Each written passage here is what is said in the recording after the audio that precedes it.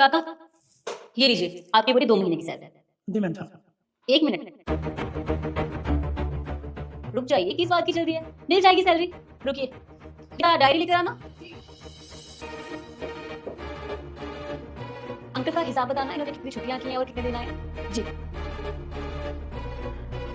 तो इनकी 8,000 सैलरी के हिसाब से 8,000 सैलरी? अरे मैम साहब आपने तो 10,000 बोला था। क्या कहा आपने? 10,000 रुपए सैलरी?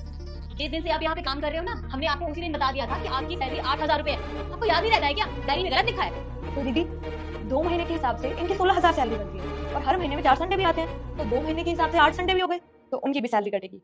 अरे नहीं मैम साहब, वो आपने कहा था संडे नहीं कटेंगे। किसने कहा था आपसे कि संडे के दिन सैलरी नहीं कटेगी? देखिए, आपको ड्यूटी के टाइम ही बता दिया गया था कि संडे के दिन आपको कोई पैसा नहीं मिलेगा, वो नहीं जुड़ेगा सैलरी के साथ। आपको कुछ याद रहता भी है कि नहीं रहता है? याद नहीं है क्या आपको? ध्यान कहाँ रहता है आपका? नहीं मैम साहब, आप सही कह रहे हो, वो भूल जाता हूँ ना कुछ हमारे से। याद रखा कीजिए। दीदी 8 संडे के हिसाब से इनकी 6,000 रुपए कटेंगे और सैलरी है टोटल 16,000 रुपए। 16 में से 6 गए तो बचे 10,000 रुपए। और हाँ, अभी बीच में इन्होंने 3 दिन छुट्टी भी ली थी, जिस दिन उन्होंने कहा था मेरी तबीयत खराब है, मैं नहीं आऊंगा, वो भी पैसे कटेंगे। हाँ, काटो। अरे नहीं मैम साहब, तबीयत तो खराब थी पर मैं आया तो था ना।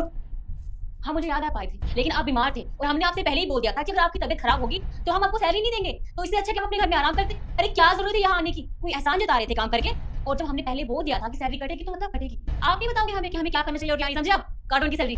जी। और दीदी हाँ, बीच में अभी हम शादी के लिए 1 हफ्ते के लिए बाहर गए थे, तब भी यहाँ पे नहीं आए थे, उसकी भी सैलरी कटेगी। हाँ, तो काटो। मैम साहब मैं आया था मैं। तो काका, उससे हमें क्या मतलब है? हमने आपसे कहा था हम शादी में जा रहे हैं, तो हम तो यहाँ रहेंगे नहीं, तो आप हमारी तो निगरानी कर नहीं सकते ना, तो हम उस चीज के पैसे क्यों दें? बताओ। हमने बोला था कोई यहाँ पे खड़े होने के लिए नहीं ना, तो सैलरी तो कटेगी, समझे आप? नहीं मैम साहब, आप जो कह रहे हो ठीक कह रहे हो, सॉरी। तो दीदी पूरा हिसाब किताब लगा के इनके 4,000 रुपए बचते हैं। और हाँ, इन्होंने वो दवाइयों के लिए पैसे भी लिए थे 3,000 रुपए, अभी तक लौटाए नहीं है इन्होंने, तो पूरा हिसाब किताब लगा के इनकी पूरी सैलरी बनती है 1,000 रुपए, तो आप इन्हें दे दीजिए। ठीक है। मैम साहब भगवान को मानते हो तो लाइक कमेंट सब्सक्राइब करो।